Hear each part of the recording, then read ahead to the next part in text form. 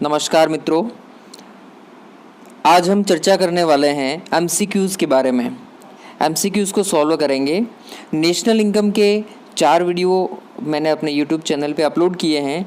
इसको सॉल्व करने से पहले आप वो 4 वीडियोस देख लें ताकि सारे कॉन्सेप्ट्स क्लियर हो जाएंगे और ये सारे एमसीक्यूज़ आप इजी गोइंग कर सकते हैं। ये सीरीज़ नेशनल इनकम की एक और चलेगी जो न्यूमेरिकल बेस होगी। आज के जो क्वेश्चन है वो थ्योरी बेस्ड हैं और जितने अपने एग्रीगेट्स थे, जो कॉन्सेप्ट्स हैं, उससे रिलेटेड है न्यूमेरिकल क्वेश्चन नेक्स्ट पार्ट के अंदर आएंगे। तो चलिए हम चर्चा करते हैं नेशनल इनकम के एमसीक्यूज़ की। क्वेश्चन नंबर 1 देखिएगा, market price of the final goods and services including depreciation produced with in the domestic territory of a country during an accounting year. प्रश्न सुनिएगा ध्यान से कि एक लेखा वर्ष की अवधि में एक देश की अर्थव्यवस्था मतलब देश की घरेलू सीमा में उत्पादित होने वाली समस्त अंतिम वस्तुओं और सेवाओं के बाज़ार मूल्य को क्या कहा जाता है। तो ध्यान दीजिएगा, मैंने बताया था आपको कि ये हमारी डोमेस्टिक बाउंड्री है।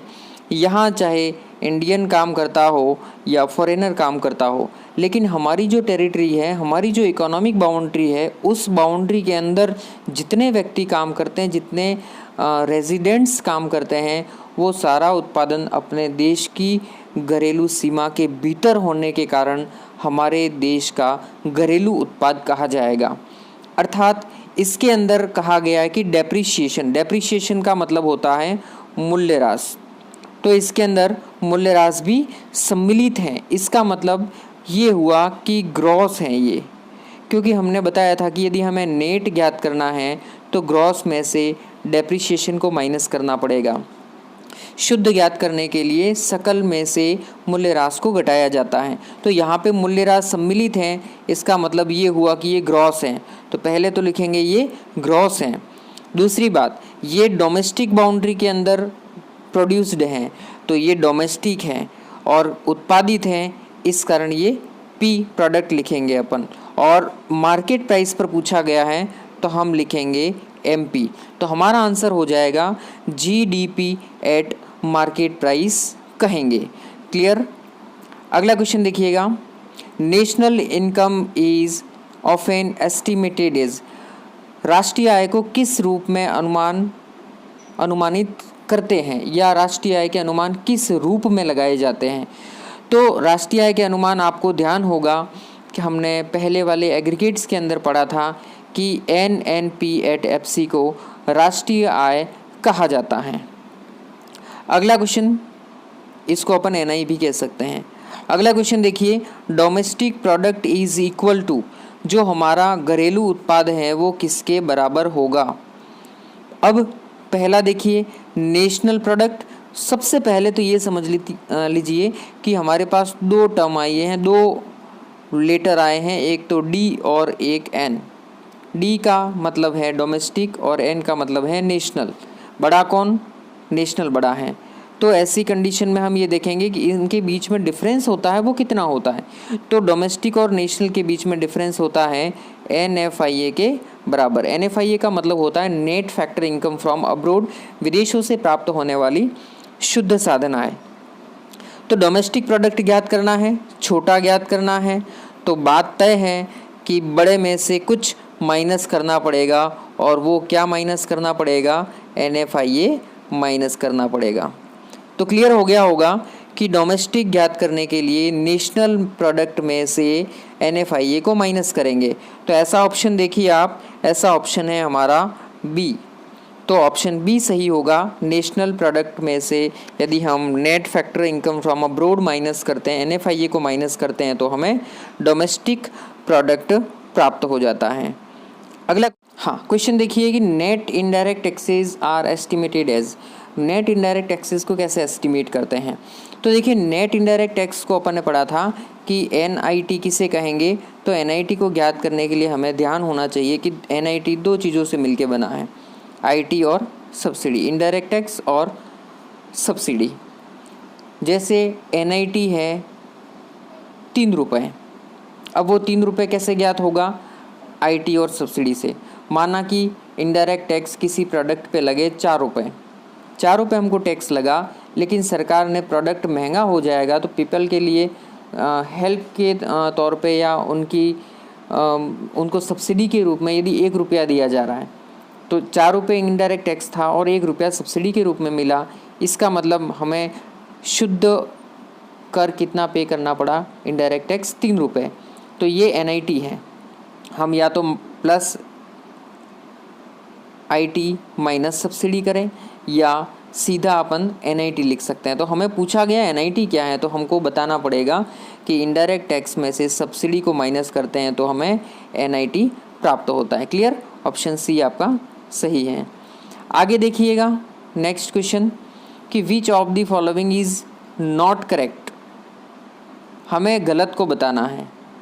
पहला ऑप्शन देखिए, NNP eight market price, NNP eight market price ज्ञात किससे करना है?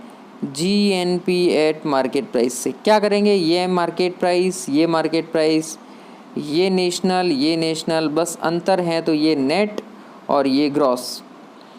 ग्रॉस और नेट के बीच में डिफरेंस कितना होता है? डेप्रीशिएशन के बराबर। तो ये बड़ा है, ग्रॉस बड़ा और नेट छोटा, तो इस बड़े को हमें क्या करना है? छोटा करना है। तो क्या करेंगे? माइनस करेंगे। किसको माइनस करेंगे? डेप्रीशिएशन को माइनस करेंगे। लेकिन देखिएगा यहाँ पे प्लस का सिंबल लगा हुआ है, प्लस का साइन लगा हुआ है, इसका मतलब हमारा आंसर होगा A, क्योंकि ये गलत है। बाकी सारों को भी अपन चेक कर लेते हैं। NDP eight market price, NDP eight market price ज्ञात किससे करनी है? NNP एट मार्केट प्राइस से। ये MP है, ये MP है, ये नेट है, ये नेट है, लेकिन ये डोमेस्टिक है और ये नेशनल है। तो नेशनल और डोमेस्टिक के बीच अंतर हमने बताया था NFIA के बराबर होता है। अब नेशनल बड़ा है, ज्ञात हमें छोटा करना है, तो किसी चीज़ को माइनस करेंगे और वो किसको करेंगे? NFIA को माइनस करेंगे। तो इसका मतलब NNP eight market price minus NFIA, तो ये तो सही है। अगला देखिएगा, NDP एट FC बराबर NDP एट मार्केट प्राइस। ये NDP, ये फैक्टर कोस्ट, ये मार्केट प्राइस, बस इतना सा चेंज करना है। फॉर्मूला नंबर 3 लगेगा। फैक्टर कोस्ट और मार्केट प्राइस में डिफरेंस किसके बराबर होता है? NIT के बराबर। तो ये मार्केट प्राइस बड़ा है तो हम किसको माइनस करेंगे? NIT को माइनस करेंगे, या फिर लिख सकते हैं माइनस IT प्लस सब्सिडी। तो ये भी सही है। और लास्ट वाला भी चेक कर लेते हैं, GDP एट फैक्टर कोस्ट बराबर NDP एट फैक्टर कोस्ट। ये फैक्टर कोस्ट, ये फैक्टर कोस्ट, ये डोमेस्टिक, लेकिन ये नेट है और ये ग्रॉस है। तो ग्रॉस नेट के बीच में डिफरेंस होता है डेप्रीशिएशन के बराबर। लेकिन यहाँ नेट है, नेट छोटा है, ग्रॉस बड़ा है। हमें बड़ा बनाना है, ग्रॉस बनाना है, तो नेट में कुछ ऐड करेंगे और वो ऐड करेंगे डेप्रीशिएशन। तो ये भी सही है। इसका मतलब गलत ऑप्शन कौन सा है? अपना A है। नेक्स्ट देखिएगा, हाँ क्वेश्चन है कि basis of the difference between the concept of market price and factor cost. Formula number 3 याद कीजिए, मैंने लिखा है फैक्टर कोस्ट और मार्केट प्राइस। यदि हमें फैक्टर कोस्ट से मार्केट प्राइस ज्ञात करना है तो क्या करेंगे, और मार्केट प्राइस से फैक्टर कोस्ट ज्ञात करना है तो क्या करेंगे? ये छोटा होता है, ये बड़ा होता है। फैक्टर कोस्ट से मार्केट प्राइस ज्ञात करनी है तो हमें कुछ प्लस करना पड़ेगा, और मार्केट प्राइस से फैक्टर कोस्ट ज्ञात करनी है तो कुछ माइनस करेंगे। और वो क्या प्लस माइनस होता है? NIT प्लस माइनस होता है। इसका मतलब ऑप्शन होगा नेट इनडायरेक्ट टैक्स। ऑप्शन कौन सा सही होगा? D सही होगा। कि हम इस अंतर को देखें तो ये अंतर किसके बराबर होगा? नेट इनडायरेक्ट टैक्स के बराबर होगा। अगला क्वेश्चन देखिए, which one lead two factor cost. अब फैक्टर कोस्ट को कैसे ज्ञात करें? देखिएगा, अपने को ज्ञात करना है फैक्टर कोस्ट। वही बात वापस रिपीट हो रही है। फैक्टर कोस्ट को ज्ञात करने के लिए हम क्या करते हैं? मार्केट प्राइस में से NIT को माइनस करते हैं या IT को माइनस करके सब्सिडी को जोड़ते हैं। ये सूत्र भी इसका है। और या हम ज्ञात करें इसको MP माइनस NIT दोनों सही हैं, चाहे ये हो चाहे ये हो। अब ऑप्शन में देखें तो ऑप्शन ए सिर्फ इनडायरेक्ट टैक्स हैं तो नहीं होगा। B market price minus NIT, तो ऑप्शन बी अपना सही होगा। ऑप्शन सी सही नहीं हो सकता है, सिर्फ इनडायरेक्ट टैक्सेस दे रखे हैं और वो भी प्लस कर रखा है। और ऑप्शन डी भी नहीं हो सकता है क्योंकि वहाँ पे मार्केट प्राइस के अंदर NIT को प्लस किया हुआ है। अगला क्वेश्चन देखिएगा next, which one includes depreciation, किस में डेप्रीशिएशन को इंक्लूड करते हैं। सीधी सी गणित देख लीजिए, हमने पहला कॉन्सेप्ट बताया है ग्रॉस और नेट। ग्रॉस टू नेट जाएंगे तो क्या होगा, एंड नेट टू ग्रॉस जाएंगे तो क्या होगा। ग्रॉस बड़ा होता है, नेट छोटा होता है। ग्रॉस से हमें नेट ज्ञात करना है तो माइनस करेंगे और नेट से हमें ग्रॉस ज्ञात करना है तो प्लस करेंगे। किसको प्लस करेंगे, डी को प्लस और डी को माइनस, मतलब डेप्रीशिएशन को प्लस करें और डेप्रीशिएशन को ही माइनस करेंगे। तो ग्रॉस और नेट के बीच में डिफरेंस कितना होता है, डेप्रीशिएशन के बराबर होता है। अब ध्यान दीजिएगा कि यहाँ पूछा गया कि किसके अंदर डेप्रीशिएशन को सम्मिलित करते हैं, किसके अंदर मूल्यह्रास मिला हुआ होता है। तो सीधी सी बात है, नेट के अंदर तो डेप्रीशिएशन है ही नहीं, ग्रॉस के अंदर है, तो यहाँ जहाँ भी जी लिखा होगा वो अपना आंसर होगा। यहाँ एन है, नेट है, यहाँ भी एन नेट है, तो अपना आंसर होगा GNP at market price. Clear. आगे देखिए, which of the following is an example of normal residents of India, किसको हम भारत के सामान्य निवासी कहेंगे। बहुत अच्छे से समझा रखा है मैंने वीडियोस के अंदर, वो सारे वीडियोस आप देखिएगा। Foreign worker working in WHO located in India, Bharat में यदि WHO का कार्यालय है और वहाँ पे विदेशी लोग काम करते हैं तो क्या वो भारत के सामान्य निवासी कहे जाएंगे, तो आंसर होगा नहीं, इनको अपन सम्मिलित नहीं करेंगे। The German working as director in IMF office located in India, IMF का जो कार्यालय इंडिया में है और वहाँ पे कोई जर्मन एज अ डायरेक्टर काम कर रहा है तो क्या उसको सम्मिलित करेंगे, तो नहीं। Ambassador is in India from rest of the world, यदि शेष अन्य देशों का कोई एम्बेसडर भारत के अंदर है, मतलब दूसरे देशों के एम्बेसडर भारत में हैं, क्या वो भारत के निवासी होंगे, तो नहीं। लेकिन ambassador of India in rest of the world, यदि भारत का एम्बेसडर है और वो विदेश में अन्य देशों में रेस्ट ऑफ द वर्ल्ड है तो उसे हम भारत का सामान्य निवासी कहेंगे। तो ऑप्शन होगा, ऑप्शन डी अपना सही होगा। नेक्स्ट देखिएगा, financial help to a victim, हम सहायता की बात करते हैं, आर्थिक सहायता की बात करें तो क्या फैक्टर इनकम है वो सहायता होती है, तो नहीं। फैक्टर इनकम को देखेंगे कि फैक्टर इनकम जो होती है वो फैक्टर की इनकम है। मैंने बहुत अच्छे से समझा रखा था उस समय, आपको ध्यान होगा कि फैक्टर इनकम और ट्रांसफ़र इनकम क्या होती है। फैक्टर इनकम जो है वो दो तरफा होती है, कुछ दोगे तो कुछ मिलेगा, और ट्रांसफ़र इनकम होती है वो वन साइडेड लव होता है, एक तरफा प्यार, मतलब एक तरफा आय होती है, वो सिर्फ एक तरफ से ही मिलने वाला काम करती है, दूसरी तरफ से हम उसके बदले कोई सर्विस नहीं करते हैं फिर भी हमको पेमेंट मिलता है। जैसे फॉर एग्जांपल बेरोजगारी भत्ता देख लीजिए, छात्रवृत्ति देख लीजिए, वृद्धावस्था पेंशन देख लीजिए, ये सारे क्या है, ट्रांसफ़र पेमेंट है। तो सहायता के रूप में बात करें तो फैक्टर इनकम सहायता हो नहीं सकती है। Net factor income from abroad, तो वहाँ भी लोग कमा रहे हैं और कमाने के बदले उन्हें प्राप्त हो रहा है, तो वो भी नहीं हो सकती है। इसका मतलब ट्रांसफ़र पेमेंट ही अपने आप में एक असिस्टेंस हो सकता है लोगों के लिए, तो हम कहेंगे ऑप्शन ए सही होगा फाइनेंशियल हेल्प के रूप में। कौन कौन सी वो बता दी मैंने आपको, बेरोजगारी भत्ता है, छात्रवृत्ति है और वृद्धावस्था पेंशन है। नेक्स्ट क्वेश्चन देखिएगा, the difference between national and domestic income is that of, बहुत अच्छे से सेकेंड फार्मूला मैंने समझा रखा है कि डोमेस्टिक और नेशनल में अंतर, डोमेस्टिक टू नेशनल जाए तो क्या होगा, नेशनल टू डोमेस्टिक जाए तो क्या होगा। डोमेस्टिक छोटा होता है, नेशनल बड़ा होता है, ऐसी कंडीशन में डोमेस्टिक टू नेशनल जाएंगे तो प्लस होगा और नेशनल टू डोमेस्टिक जाएंगे तो माइनस होगा। अब वो क्या प्लस माइनस होगा, तो वो प्लस माइनस होगा NFIA। तो नेशनल और डोमेस्टिक के बीच में अंतर कितना होता है, NFIA के बराबर। और यहाँ यही पूछा गया कि दोनों में डिफरेंस कितना होता है, तो ऑप्शन बी अपना सही है कि अंतर कितना होता है, NFIA के बराबर होता है। नेक्स्ट क्वेश्चन देखिएगा, अगला प्रश्न है अपना GNP at market price. GNP at market price is measured as, कैसे मेज़र करें? तो देखिए हमको उसे मेज़र करना है या तो GDP पे या फिर NDP पे। यदि हम GDP पे करते हैं, GDP एट मार्केट प्राइस करते हैं, तो क्या करेंगे? ये GNP है, ये GDP है, तो ये MP तीसरा सूत्र लगेगा नहीं, ये ग्रॉस पहला सूत्र लगेगा नहीं, सेकंड फार्मूला लगेगा नेशनल एंड डोमेस्टिक वाला। डोमेस्टिक छोटा है तो हम प्लस करेंगे, किसको प्लस करेंगे?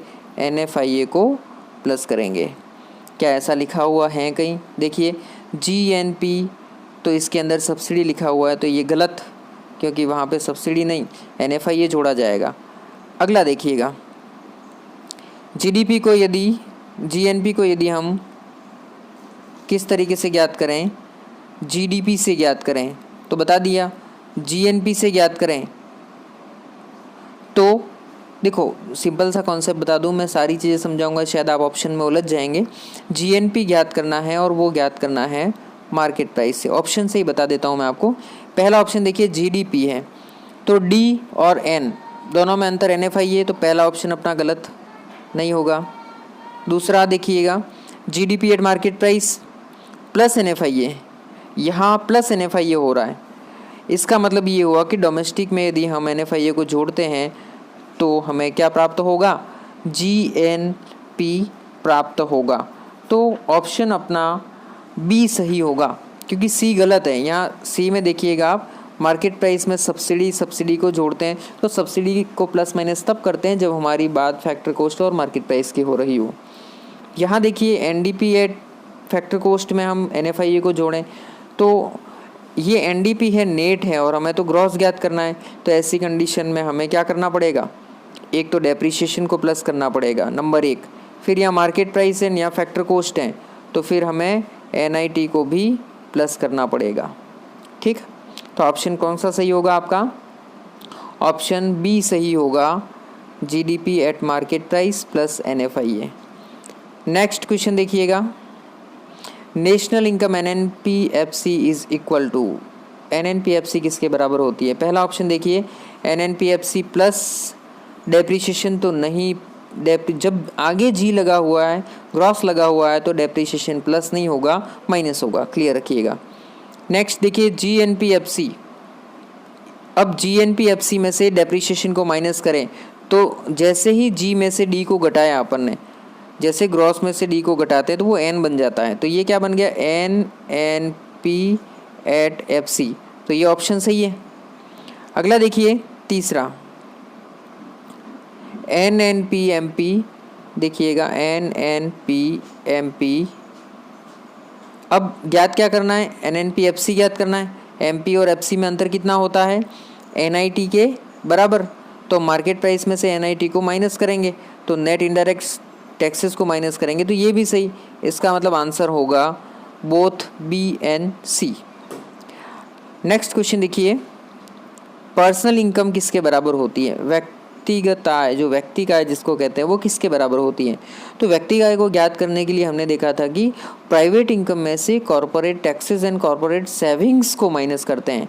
तो ऑप्शन D को देखिए आप ध्यान से, ऑप्शन D क्या कह रहा है कि जब प्राइवेट इनकम, निजी आय में से यदि कॉर्पोरेट टैक्सेस और कॉर्पोरेट सेविंग्स को अपन अनडिस्ट्रीब्यूटेड प्रॉफिट्स भी कहते हैं, इसको माइनस करेंगे तो हमें व्यक्तिगत या व्यक्ति का आय प्राप्त हो जाती है। अगला क्वेश्चन देखिए, which of the following statement is correct. अब इनमें से हमको सही को आइडेंटिफाइड करना है, कौन सा सही है? देखिएगा, personal disposable income can be used eight will buy house hold. क्या व्यक्तिक आय व्यक्तियों की इच्छा अनुसार, मतलब परिवारों की इच्छा अनुसार खर्च कर सकते हैं, या personal disposable income can't be used eight will buy house hold, उनकी मर्जी से वो खर्च नहीं कर सकते हैं, या personal disposable income includes fees and fines yet to be paid, क्या उसके अंदर फीस फाइन सम्मिलित होते हैं। अगला, personal disposable income includes direct taxes, क्या उसमें प्रत्यक्ष कर सम्मिलित होते हैं। तो ध्यान होगा आपको, हमने कहा था कि PDI पर्सनल डिस्पोजेबल इनकम को जब व्यक्ति का आय से ज्ञात करते हैं तो हम डायरेक्ट टैक्स को भी माइनस करते हैं और फीस एंड फाइन्स को भी माइनस करते हैं। तो डी गलत, सी गलत, तो डी और सी तो होगा ही नहीं, ये तो क्लियर हो गया। और हमने ये भी कहा था कि DPI खर्च योग्य व्यक्ति का आय, कि मैंने पहली की पहली लाइन लिखी हुई है, आप नोट्स में देखिएगा कि इसे परिवार वाले व्यक्ति जो हैं, हाउस होल्ड जो हैं, वो अपनी इच्छा अनुसार खर्च कर सकते हैं। तो ये ऑप्शन भी गलत, अपना आंसर होगा ए। नेक्स्ट देखिएगा, the impact of an externalities, जो बाह्यता होती है उनका प्रभाव कैसा होता है। तो बाह्यता के प्रभाव दोनों प्रकार के हो सकते हैं, पॉजिटिव भी हो सकते हैं और नेगेटिव भी हो सकते हैं। तो हम कह सकते हैं कि जो एक्सटर्नलिटीज़ होती है, जो बाह्यताएँ होती है, उनके दोनों प्रकार के प्रभाव हो सकते हैं। वो पॉजिटिव भी हो सकता है, आइदर पॉजिटिव और नेगेटिव। रियल नेशनल इनकम, वास्तविक राष्ट्रीय आय कैसे ज्ञात करें। देखिएगा, दो प्राइसेस की बात करते हैं अपन, constant price and current price. तो जब करंट प्राइसेस पे ज्ञात कर रहे हैं, इसका मतलब वर्तमान में जो प्राइसेस चल रही है उस पे ज्ञात करते हैं, और एक ज्ञात करते हैं कांस्टेंट प्राइस पे। जैसे कांस्टेंट प्राइस पे जो ज्ञात करते हैं उसके लिए हम बेस ईयर मानते हैं, जैसे अभी बेस ईयर अपना 2011-12 है नेशनल इनकम को मेज़र करने के लिए। तो इसी प्रकार से कांस्टेंट प्राइस पे जो ज्ञात किया जाता है उसमें फ्लक्चुएशंस को काउंट नहीं करते हैं, इसको एक बेस ईयर मान के उस बेस ईयर पे ज्ञात किया जाता है। तो हमें वास्तविक जो वृद्धि हो रही है वो पता लग जाती है। तो रियल नेशनल इनकम को कैसे ज्ञात करेंगे। तो रियल नेशनल इनकम को हम मेज़र करेंगे national income at constant price. तो हम इसको किससे मेज़र करेंगे, स्थिर कीमतों या स्थिर मूल्य पर।